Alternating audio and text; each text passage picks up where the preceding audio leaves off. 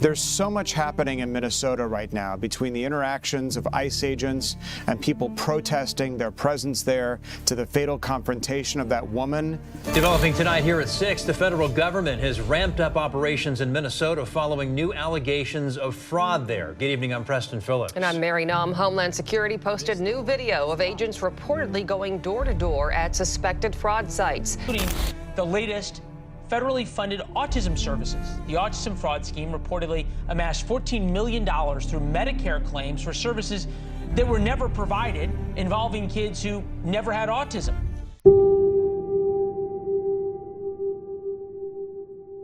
22 a.m. Chicago's South Side was still. Snow had blanketed the streets overnight.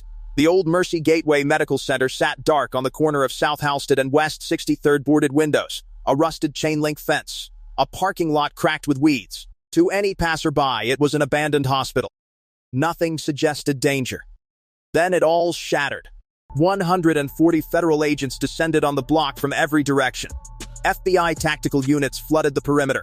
ICE Homeland Security investigations cut off the rear access road. DIA surveillance teams who had been watching this site for 11 months took their positions. U.S. Marshals sealed every exit. Chicago Field Division SWAT covered the rooftop. The silence was gone. Battering rams hit the reinforced side entrance. Flashbangs detonated inside the ground floor corridor. K-9 units were deployed into the East Wing. Night vision teams swept the basement stairwells floor by floor. This was Operation Hollow Crescent. And what agents found inside that building over the next 6 hours would expose one of the most sophisticated organ trafficking enterprises ever documented on American soil. $3.9 billion in estimated criminal revenue. $61 million in assets frozen within 72 hours. 47 victims recovered from the lower floors, many requiring emergency medical transport before they could even be questioned. If you're still watching, tap like now. What federal agents found inside will change how you see this city. His name was Dr. Hassan Nur, 51 years old. Born in Mogadishu, trained at a British-affiliated medical school in Kenya. On paper, he was a licensed physician, a Midwest healthcare administrator, and a respected figure in Chicago's East African immigrant community. He sat on 2 non-profit boards. He was photographed at City Hall fundraisers. A community newsletter had once called him a bridge between cultures. But federal evidence tells a different story. According to federal prosecutors, Dr. Hassan Nur was the architect and operational director of the Black Crescent Trafficking Network, a transnational organ trafficking organization, with infrastructure spanning 3 continents and distribution pipelines running through the Midwest transportation corridors of Illinois, Indiana, and Minnesota. The investigation began with a single wire transfer flagged by a Treasury Department analyst in the spring of 2023. A payment of $340,000 from a shell company registered in Cyprus routed through a Kenyan intermediary and deposited into a Chicago Area Medical Supply LLC. The LLC had no employees, no inventory, no clients. 14 months of surveillance followed. Phone intercepts, financial forensics, cross-agency intelligence sharing with Interpol's human trafficking unit, undercover assets placed near 2 of the network's front operations in Pilsen and Bridgeport. What emerged was a criminal enterprise operating behind the walls of a building that hadn't treated a patient in over a decade.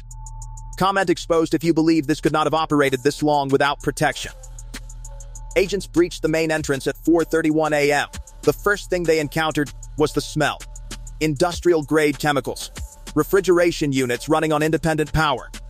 And beneath that, something agents described as distinctly medical. The ground floor had been stripped and converted. What had once been an admissions lobby was now a staging area, crates, cold storage containers, zip-tied duffel bags, and a bank of prepaid cell phones charging along one wall. In the former administrative offices, agents found $4.2 million in vacuum-sealed currency, US dollars, euros, and Kenyan shillings. A money-counting machine sat on a desk beside a portable thermal printer. Handwritten shipping ledgers were stacked in 4-inch binders on a shelf above it. 3 of Dr. Nur's associates were taken into custody on the ground floor without resistance. One of them sat calmly in a folding chair, hands raised, cold calculating eyes watching the agents move through the room. Simultaneously, C-teams hit 5 other locations across the Chicago metro. A warehouse in Cicero yielded shipping containers with hidden compartments and medical packaging equipment. A luxury apartment in the South Loop had encrypted laptops, a biometric surveillance system, and $870,000 in cash, tucked inside false bottom cabinetry. A front business on Southwestern Avenue registered as a medical logistics firm was filled with ledgers, prepaid debit cards, and cash bags labeled by route code. 2 safe houses in Harvey and Calumet City were hit within the same 30-minute window. In Harvey, agents found forged medical credentials, counterfeit transfer authorizations, and communication equipment. In Calumet City, they found something that made the room go quiet. 11 people, locked behind a reinforced interior door. They had been there for days. If this shocks you, imagine what's still hidden. Hit like to push this story further. But the real discovery was below. The basement of the former Mercy Gateway Medical Center had been extensively renovated. Not to code. Not for any legal purpose. Behind a soundproof door at the end of the east basement corridor, agents used a bypass device attached to a biometric lock panel and gained entry in under 4 minutes. What they found defied expectation. A fully operational, off-grid medical processing facility. 12,000 square feet of reinforced interior space. Climate control systems maintaining a precise 39 degrees Fahrenheit. Industrial ventilation pulling air through HEPA filtration. Independent generator systems with battery backup. Steel reinforced walls lined with refrigerated storage units, the kind used in hospital organ procurement. The organization was described by the lead FBI evidence recovery agent as warehouse-level precision. This was not improvised. This was engineered. Inside the facility, agents cataloged 4 categories of evidence that would take forensic teams 3 full days to fully process. Financial records, offshore account statements from accounts in Cyprus, the WUA, and the British Virgin Islands. Shell company documents for at least 9 entities registered across 4 countries. Handwritten ledgers cross-referencing payment schedules with coded transaction dates. Operational records, shipment logs with coded Midwest corridor designations. Distribution memos referencing Chicago, Milwaukee, Indianapolis, and Minneapolis. Route maps of Illinois highway infrastructure with transit checkpoints marked. Digital evidence, 11 encrypted smartphones, and 4 laptops later analyzed by the FBI's cyber division. Surveillance footage spanning 18 months. Internal email chains and profit split spreadsheets. And then the document that stopped the room. Agents called it the Permanence Doctrine. A 34-page internal planning document recovered from a floor safe behind a false panel in the facility's central coordination room. It was a logistics blueprint, an expansion plan, a contingency protocol for leadership change, and a list. The list contained the names of compromised officials alongside notated payment schedules. One line near the back read, "By 2028, the Chicago corridor will be self-sustaining and untouchable." Type justice if you believe every official on that list should face prosecution. The Permanence Doctrine didn't just expose Dr. Nur's operation. It exposed the people who made it possible. Federal prosecutors would later confirm that the Black Crescent Trafficking Network had maintained a corruption infrastructure operating at multiple levels of law enforcement and government. 2 Chicago Police Department detectives assigned to a narcotics-adjacent task force had been receiving between $14,000 and $22,000 per month in cash. Their role was simple. When federal movements were imminent, word moved. One recovered encrypted message read, "Federal sweep planned Friday." Advise relocation. Translation: move the product before the raid. A state-level agency official had been flagging DOJ inquiry patterns to a network intermediary since at least early 2022. A second message read, "Indictment draft under review. Filing delayed until next quarter." Translation: bury the case. A customs inspector at O'Hare International had cleared at least 6 shipments through without standard inspection. Payment confirmed via cryptocurrency wallet found on a device seized in the South Loop apartment. Beyond direct payees, the network operated through a broader layer of enablers. Attorneys who structured shell companies. Accountants who processed transfers through layered LLC arrangements.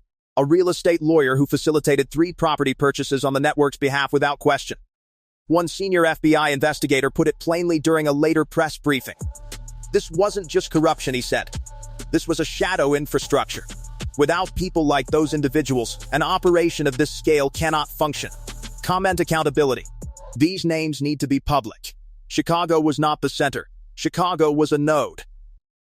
The Black Crescent Trafficking Network had been built across a decade of incremental expansion, starting with a single transit arrangement in the Horn of Africa, and growing into a transnational operation with documented activity in 11 countries. Origin networks were rooted in East Africa, specifically Kenya, Somalia, and Ethiopia, where recruitment pipelines targeted economically vulnerable individuals under false promises of medical employment or immigration sponsorship. Transit moved through Dubai and Istanbul before entry points shifted to North American corridors. Confirmed U.S. entry points included Minneapolis-St. Paul International Airport and the Canadian border crossings in northern Minnesota gateway points into the Midwest distribution web. From Chicago, refrigerated transport vehicles moved product and people along I-90, I-94, and I-65. Milwaukee, Indianapolis, Detroit, Minneapolis, the network's domestic reach as mapped by Sea analysts covered 7 states. Internationally, financial flows passed through Cyprus and the UAE before landing in accounts in the British Virgin Islands. Over an estimated 7-year operational span, prosecutors allege the network generated $3.9 billion in gross revenue. That number is not a typo. $3.9 billion. Counted not in headlines but in emergency room records, in missing persons filings, and in the quiet documentation of people who vanished and were never publicly reported. Share this video. They count on silence. Your engagement makes this impossible to ignore. By 10 a.m. On the morning of the raid, 38 individuals had been taken into federal custody across the 6 simultaneous strike locations. Dr. Hassan Nur was arrested in the basement coordination room. He did not resist. He said nothing.